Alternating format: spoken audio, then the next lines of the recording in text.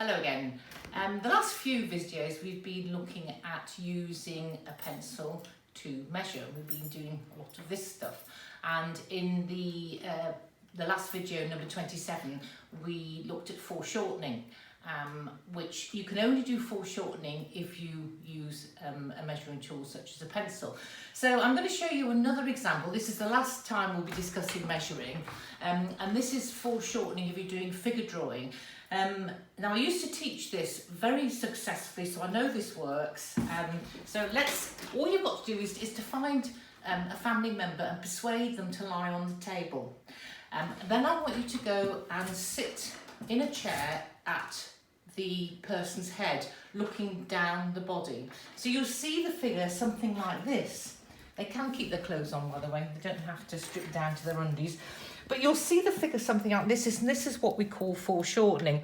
Now, the reason you can only do foreshortening if you use a measuring tool is because once you've got the figure foreshortened, the proportions of the figure completely change. Ordinarily, the head is just 1/8 of the length of the body. But when the person is foreshortened, as in this case, you'll see that the head is a much bigger proportion of the body. So let's take the head as your unit of measurement. Now, obviously, if it was a figure, I'd be doing that. Again, I would sit back in my chair, squint, and I would use my pencil to measure off their head. So here we are. This is going to be my unit of measurement. So the distance from the bottom of the head to the top of the head that's my unit of measurement, and that is the same distance as from the bottom of the head, in which case it's the nose area, down to the top of the leg there, and then exactly the same distance again to almost the whole foot. It's just that bit of the foot there, then there's just a bit left over. So the body actually divides into 3 portions. Trust your measurements, don't trust your eyes. Your eye is going to want to extend the body, and your brain is going to want to extend the body, and your brain is going to want to extend the legs, because it knows the body's long and it knows the legs are long. Forget what it knows. This is what it sees. You draw what you see. Once you've got that, you've got your measurements. To help you sometimes to actually find the shapes, it's useful to look for negative shapes. So you've got this here between his arm, and what I've done there for you is I've actually blacked it in. So you can start to see that as a shape. So if you remember, you use the negative shapes, which help you find the positive shapes. And when I used to teach this with my students, I used to actually put in, it would probably help you, I used to put a long stick joining areas of the body up. I used to put a stick, something like that, because that then will enclose a space, and that will help you see that as a shape.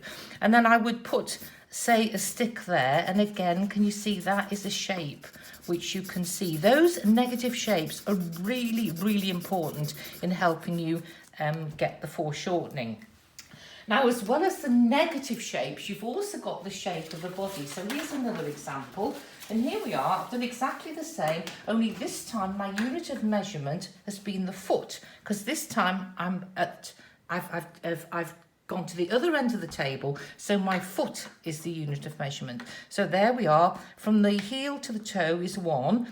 And from the top of the toe to the top of the leg is another, from the top of the leg to the top of the head. So again, it splits down quite nicely into 3. Now, again, you can do your negative shape if you enclose with a couple of sticks, if you enclose some areas. But what you also need to do is you also need to flatten the shape on your retina. So again, if you just keep looking at this shape here, trying to actually see it as a shape and not as a foot and a knee, etc., you might see something like that. Now that looks, you can see now, can you see that? If I put on that is that shape there. Now if I do that, you can now probably start to see that. Likewise, this, a bit easier because it's more, looks more like a foot and a leg. We've got that. This one, now that is a shape of the head as you see it. As you see, it's a completely different shape that you'd see ordinarily as somebody's head. But as you can see, look, it fits in perfectly. So that's the shape that you'd be looking for. And again, that is his arm there. And that's the last one. That's that's all the trunk of his body and his chest, which ordinarily you'd think is really large, but you can see in foreshortening it's actually very small. So your combination of measuring, using some sticks, using the negative shape, and also the shape of the actual limbs and the body, using all those together, you will be able to do foreshortening.